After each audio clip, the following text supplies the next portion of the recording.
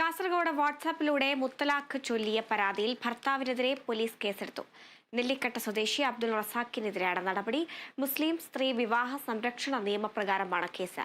വിവരങ്ങളുമായി Joseph Augustine ചേരുന്നുണ്ട്. Joseph, കഴിഞ്ഞ ദിവസമാണ് ഇങ്ങനെ വാട്സാപ്പിലൂടെ മുത്തലാഖ് ചൊല്ലിയ പരാതിയും അതിന്റെ വിവരങ്ങളൊക്കെ നമ്മൾ കാണുകയുണ്ടായത്. ഇപ്പോൾ ഭർത്താവിനെതിരെ പോലീസ് കേസെടുത്തിരിക്കുകയാണ്.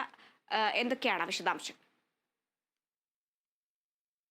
ഹരിത ഹോസ്ദുർഗ് പോലീസ് സ്റ്റേഷനിലാണ് ഇതുമായി ബന്ധപ്പെട്ട കേസ് രജിസ്റ്റർ ചെയ്തിട്ടുള്ളത്. ഇവർ ഇന്നലെ ഹോസ്ദുർഗ് 1-ാം ക്ലാസ് മജിസ്ട്രേറ്റ് കോടതിയിൽ ഇതുമായി ബന്ധപ്പെട്ട് പരാതി നൽകിയിരുന്നു. ഇതിന്റെ അടിസ്ഥാനത്തിൽ കോടതി കേസെടുക്കാൻ പോലീസിനോട് ആവശ്യപ്പെടുകയായിരുന്നു. ഇതിന്റെ അടിസ്ഥാനത്തിലാണ് ഇപ്പോൾ കേസ് രജിസ്റ്റർ ചെയ്തിട്ടുള്ളത്.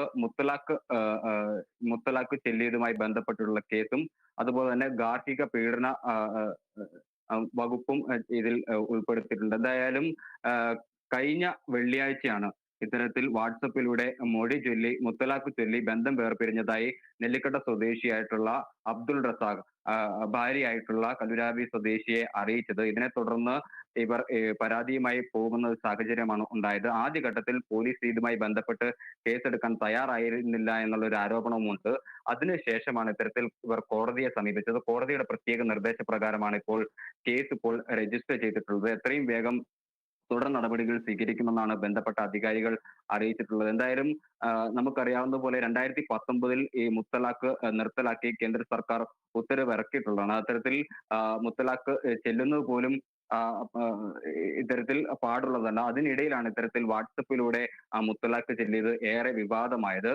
ഈ പെൺകുട്ടി 2021 വിവാഹിതയാകുന്നത്. ഈ വിവാഹിതയായ ശേഷം ഇവർ ഭർത്താവിന്റെ വീട്ടിൽ തങ്ങിയ സമയത്താണ് വലിയ ദുരനുഭവങ്ങൾ നേരിടേണ്ടി വന്നത്.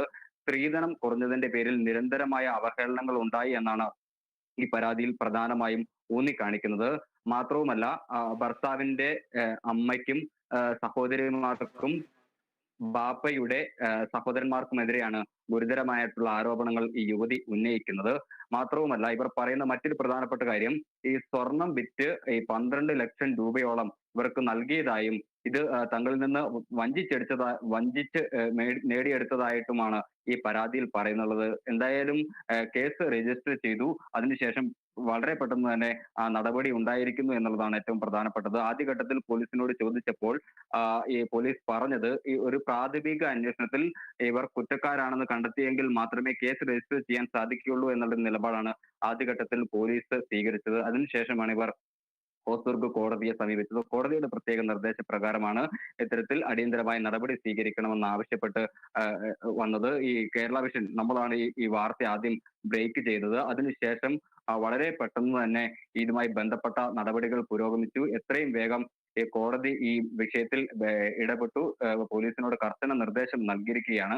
എത്രയും വേഗം കുറ്റക്കാരായിട്ടുള്ള ആളുകൾക്കെതിരെ നടപടി സ്വീകരിക്കണമെന്നാണ് അറിയിച്ചിട്ടുള്ളത്. ഗൾഫിൽ ഇരുന്നാണ് ഇത്തരത്തിൽ ഭർത്താവായിട്ടുള്ള അബ്ദുൾ റസാഖ് വാട്സപ്പ് വഴി മുത്തലാഖ് ചെല്ലിയതായി ബാപ്പയെ, അതായത് ഈ പെൺകുട്ടിയുടെ ബാപ്പയെ അറിയിച്ചത്. അതിനുശേഷമാണ് ഇത്തരത്തിൽ ഇവർ നിയമ നടപടികളുമായി മുന്നോട്ട് പോയത്. ഹരിത. ജോസഫ്, അതേസമയം തന്നെ ഈ ഒരു വിഷയത്തിൽ ഈ കുട്ടിയുടെ സ്ത്രീധനം കുറഞ്ഞുപോയി, അത്തരത്തിലുള്ള കാര്യങ്ങളൊക്കെ പരാമർശിക്കുന്നുണ്ടായിരുന്നു. അങ്ങനെയെങ്കിൽ ഈ ഭർത്താവിനെതിരെ മാത്രമല്ലാതെ കുടുംബത്തിലെ മറ്റാർക്കെങ്കിലും എതിരെ കേസ് ചുമത്താനുള്ള ഒരു സാധ്യത കാണുന്നുണ്ട്?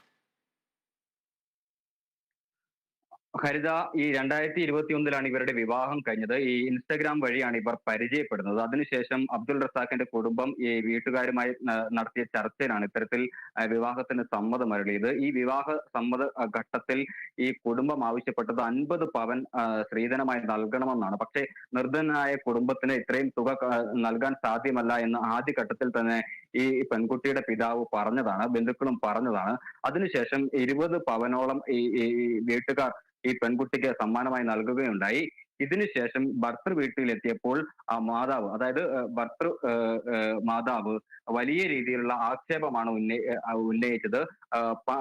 സ്ത്രീധനമായി ഒന്നും കൊണ്ടുവന്നിട്ടില്ല എന്നുള്ള രീതിയിൽ നിരന്തരം ഇവരെ ഉപദ്രവിക്കാറുണ്ടായിരുന്നു. പലപ്പോഴും ഭക്ഷണം പോലും നൽകാതെ മുറിയിൽ പൂട്ടിയിടുന്ന ഒരു സാഹചര്യവും ഉണ്ടായിരുന്നു. മാത്രമല്ല, ഈ ഭർത്താവിന്റെ സഹോദരിമാരും സമാന രീതിയിൽ വിവേചനം കാണിക്കുകയും ശാരീരിക മാനസികമായി ഉപദ്രവിച്ചതായും ഇവർ പരാതിയിൽ പറയുന്നുണ്ട്. അതുകൊണ്ട് തന്നെ ഈ പരാതികളുടെ അടിസ്ഥാനത്തിൽ ഇവർക്കെതിരെ എല്ലാം ഇപ്പോൾ ഇവരെ എല്ലാം പ്രതിപട്ടികയിൽ ചേർത്തിട്ടുണ്ട്. മാത്രവുമല്ല, ഈ തങ്ങളുടെ കുടുംബജീവിതം നശിപ്പിക്കുവാൻ വേണ്ടി തൊട്ട് അടുത്ത് താമസിക്കുന്ന സ്വന്തം ബാപ്പയുടെ സഹോദരനും കുടുംബവും ശ്രമിച്ചതായും ഇവർ ആരോപിക്കുന്നുണ്ട്. ഇത്തരത്തിൽ ദുർമന്ത്രവാദം അടക്കം ഇവർ തങ്ങളുടെ കുടുംബജീവിതം നശിപ്പിക്കാൻ വേണ്ടി ചെയ്തതായിട്ടാണ് ഇവർ ആരോപിക്കുന്നത്. അതുകൊണ്ട് തന്നെ ഇത്രയും ആളുകൾക്കെതിരെയാണ് ഇപ്പോൾ നിലവിൽ ഇപ്പോൾ കേസെടുത്തിട്ടുള്ളത്. ഒന്നാം പ്രതി ഭർത്താവാണ്. 2-3 പ്രതികൾ ഭർത്താവിന്റെ അമ്മയും സഹോദരങ്ങളും, 4-5 പ്രതികൾ ബാപ്പയുടെ സഹോദരങ്ങൾ. ഇത്രയും പേരെയാണ് ഈ ഈ ഈ പ്രതിപട്ടികയിൽ ഉൾപ്പെടുത്തിയിരിക്കുന്നത്. ഗാർഹിക പീഡന നിരോധന നിയമം, അതുപോലെ തന്നെ മുത്തലാഖ് നിരോധന നിയമം, അങ്ങനെയുള്ള കാര്യങ്ങൾ ഉൾപ്പെടുത്തിയിട്ടാണ് എന്തായാലും കേസ് രജിസ്റ്റർ ചെയ്തപ്പോൾ നടപടികൾ തുടരുന്നത്. ഹരിത. ശരി, ജോസഫ് അഗസ്റ്റിനാണ് വിശദാംശങ്ങൾ നൽകിയത്.